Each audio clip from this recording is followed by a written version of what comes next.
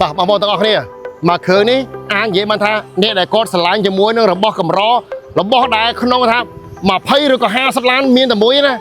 បងប្អូនមកឃើញនេះគឺចំជាមួយនឹងចំណាប់អារម្មណ៍បងប្អូនហ្នឹងសម្រាប់ SUV មកឃើញនេះគឺឆ្នាំផលិត2018ពណ៌ខ្មៅបែកជាមួយនឹងពណ៌ព្រីងជាមួយនឹង full option តែម្ដងហើយអ្វីដែលពិសេសឲ្យខ្ញុំមានរាប់ភ្ញាក់ផ្អើលមែនទែនជាមួយនឹងពណ៌មួយនេះគឺកម្រមែនទែនបើយើងមើលផ្លេតទៅដូចពណ៌ខ្មៅប៉ុន្តែខ្មៅបែកជាមួយនឹងពណ៌ព្រីងមកគ្រឿងនេះគឺបើ SUV ឆ្នាំផលិត2018ជាមួយនឹងបើ Max Samsung ជាមួយនឹងបើ option full តែម្ដងបងប្អូនមើលជាមួយនឹងបើផុនភាពរបស់គេនៅខាងក្រៅខ្ញុំព្រៀបឲ្យអ៊ុយហ្មងបើមកគ្រឿងនេះណាតែលាក់ពីទូមកសភាពរបស់គេគឺនៅស្អាតជះទឹកតាមបន្តិចបន្តួចគឺយកទៅប្រើបានតែម្ដងប៉ុន្តែដោយសារតែនៅកន្លែងនេះយើងមានស្តង់ដារនៅក្នុងការរៀបចំអញ្ចឹងនៅពេលដែលបងប្អូនគាត់ឆ្លាញ់មកគ្រឿងនេះយើងនឹងមានការរៀបចំជួយបងប្អូនមកស្អាតដូរប្រេងម៉ាស៊ីនប្រេងពង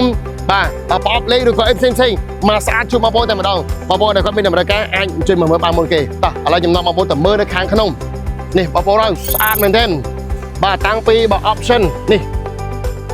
បាទ option របស់គេគឺថា7ប៊ូតុងពេញតែម្ដងបងប្អូនណាបាទ7ប៊ូតុងពេញ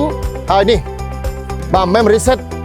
អូខេអែមមែនទេបងប្អូនមានតែមួយទេនេះមកអែមហើយនៅខាងក្នុងវិញបាទឃើញថាស្អាតសភាពគឺនៅអែមស្រាំតែម្ដងបាទតាំងពីបើកៅអីសបាយរបស់គេបាទខាងក្នុងនេះoption កប់សេរីញាក់សាច់តែម្ដងបងប្អូនអញ្ចឹងអ្នកដែលគាត់បើចង់បានជាមួយនឹងប្រភេទជាលក្ខណៈបាទ Cruiser SUV ខ្ញុំណែនាំបងប្អូនជាមួយនឹងបាទ Samsung SUV បាទ018មួយគ្រឿងនេះបងប្អូនដែលចាប់អារម្មណ៍អាចអញ្ជើញមកនៅក្នុងពេលឥឡូវនេះឬក៏អាចធ្វើការសាកសួរជាមួយនឹងព័ត៌មានបន្ថែមទៀតពីក្រុមការងាររបស់យើងមុនពេលដែលឡានមកគ្រឿងនេះត្រូវបានគេយកបាត់អរគុណ